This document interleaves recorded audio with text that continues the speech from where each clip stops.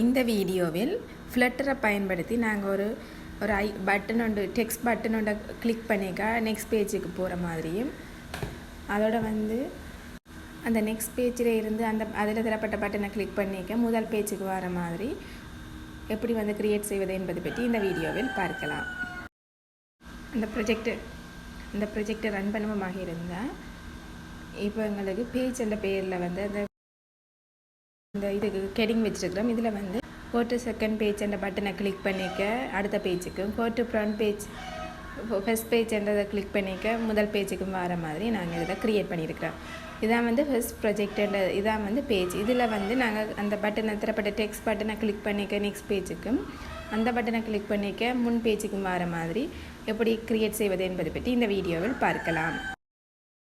இதில் சாம்பிளாக ஒரு flutter project create பண்ணியிருக்கிறோம். அதுக்குள்ளே லிப் பண்ணுறதுக்கு main.dot என்ற ஒரு ஃபைல் க்ரியேட் பண்ணியிருக்கிறோம். அதோட செகண்ட் பேஜ் டாட் ஃபைலும் க்ரியேட் பண்ணியிருக்கிறோம். main.dotல இந்த அதுக்கு ஹெட்டிங் டைட்டில் வச்சுருக்கிறோம், பேஜ் அண்டு டைட்டில் வச்சுருக்கிறோம்.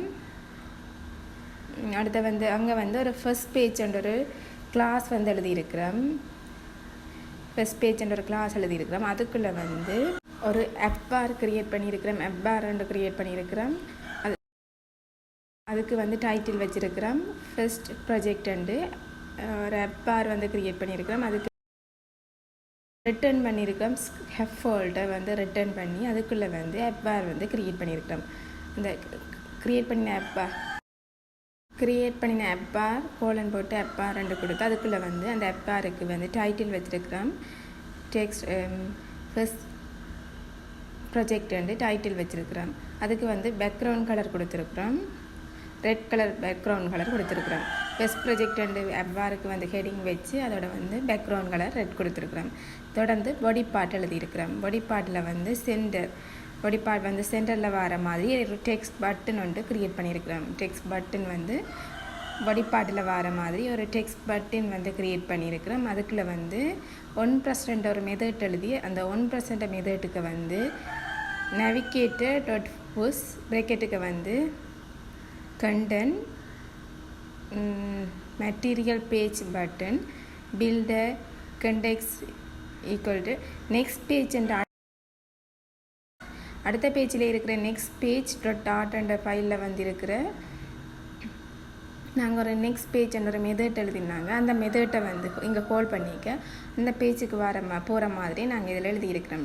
டெக்ஸ்ட் பட்டன் ஒரு பட்டன் க்ரியேட் பண்ணி அந்த பட்டனை கிளிக் பண்ணுற மூலம் நாங்கள் நெக்ஸ்ட் பேஜுக்கு அது போகிற மாதிரி அடுத்த பேஜ் செகண்ட் டாட் என்ற பேஜுக்கு போகிற மாதிரி அதாவது அதில் ஒரு செகண்ட் பேஜ் என்ற ஒரு மெத்தட் எழுதியிருக்கிறோம். அந்த பேஜுக்கு போகிற மாதிரி இதில் க்ரியேட் பண்ணியிருக்கிறோம். ஃப்ளட்டரில் இதில் main.dot என்ற ஃபைல் எழுதியிருக்கிறோம். இதில் தரப்பட்ட தொடர்ந்து சைல்டாக அதில் பாடியின் சைல்டாக ஒரு டெக்ஸ்ட் எழுதியிருக்கிறோம். go to செகண்ட் பேஜ் அந்த டெக்ஸ்ட்டை அதாவது அது ஒரு text button go to second பேஜ்ன்றதை கிளிக் பண்ணிக்க தான் எங்களுக்கு நெக்ஸ்ட் பேஜுக்கு போகிற மாதிரி நாங்கள் இந்த ஃப்ளட்டர் அப்ளிகேஷன் க்ரியேட் பண்ணியிருக்கிறோம். go to செகண்ட் பேஜ் என்ற டெக்ஸ்ட் ஒரு சைல்டு அந்த பாடிக்கு ஒரு சைல்டு எழுதியிருக்கிறோம். go to செகண்ட் பேஜ் அதுக்கு ஸ்டைல் எழுதியிருக்கிறோம். டெக்ஸ்ட் ஸ்டைல் கலர் கொடுத்துருக்குறோம், ரெட் கலரில் கலர் கோலன் போட்டு கலர்ஸ் டாட் ரெட்னு கொடுத்துருக்குறோம். அந்த டெக்ஸ்ட் ரெட்டில் வர மாதிரி கொடுத்துருக்குறோம். இப்படி அந்த go to செகண்ட் பேஜ் என்ற பட்டனை ஒரு டெக்ஸ்ட் பட்டனை கிளிக் பண்ணிக்க எங்களுக்கு நெக்ஸ்ட் பேஜுக்கு go to நெக்ஸ்ட் பேஜுக்கு போகிற மாதிரி இந்த ப்ராஜெக்ட் க்ரியேட் பண்ணியிருக்கிறோம். அடுத்த செகண்ட் பேஜ் டாட் என்ற ஃபைல் க்ரியேட் பண்ணியிருக்கிறோம். இதில் பில்டரை யூஸ் பண்ணி செகண்ட் பேஜ் என்ற ஒரு மெத்தட் செகண்ட் பேஜ் டாட் அந்த டாட் ஃபைலில் நாங்கள் செகண்ட் பேஜ் ஒரு கிளாஸ் எழுதியிருக்கிறோம். அதுக்குள்ளே அந்த பேஜுக்கு போகிறதுக்காண்டி இந்த செகண்ட் பேஜ் அங்கே கிளாஸ் ஒரு ஸ்டேட்லெஸ் விஜெட் க்ரியேட் பண்ணி அதில் நாங்கள் செகண்ட் பேஜுக்கு போகிற மாதிரி நாங்கள் ஒரு செகண்ட் பேஜ் கிளாஸ் எழுதியிருக்கிறோம். ஸ்டேட்லெஸ் விட்ஜஸை பயன்படுத்தி செகண்ட் பேஜ் .art என்ற ஒரு ஃபைல் வந்து க்ரியேட் பண்ணியிருக்கிறோம். அதுக்குள்ளே வந்து செகண்ட் பேஜ் என்ற ஒரு மெத்தட் எழுதியிருக்கிறோம். தரப்பட்ட அந்த கோட்டு செகண்ட் பேஜ் என்ற பட்டனை ஒரு டெக்ஸ்ட் பட்டனை கிளிக் பண்ணிங்க அடுத்த பேஜுக்கு போகிற மாதிரி நாங்கள் இப்படி க்ரியேட் பண்ணியிருக்கிறோம். அடுத்த வந்து செகண்ட் பேஜ் .art ஃபைல் அதை வந்து பார்க்கலாம். நான் வந்து செகண்ட் பேஜ் டாட் ஃபைல் அதில் வந்து செகண்ட் பேஜ் ஒரு கிளாஸ் எழுதியிருக்கிறோம். அதுக்குள்ளே வந்து ஆர் வந்து க்ரியேட் பண்ணியிருக்கிறோம். செகண்ட் பேஜ் என்ற பேரில் வந்து இது வந்து நான் ப்ரொஜெக்டை ரன் பண்ணுமா இதுதான் வந்து செகண்ட் பேஜுக்குரியது. செகண்ட் பேஜ் என்ற ஒரு ஆர் வந்து க்ரியேட் பண்ணியிருக்கிறோம். அதுக்கு வந்து பேக்ரவுண்ட் கலராக வந்து ரெட் கலர் கொடுத்துருக்குறோம்.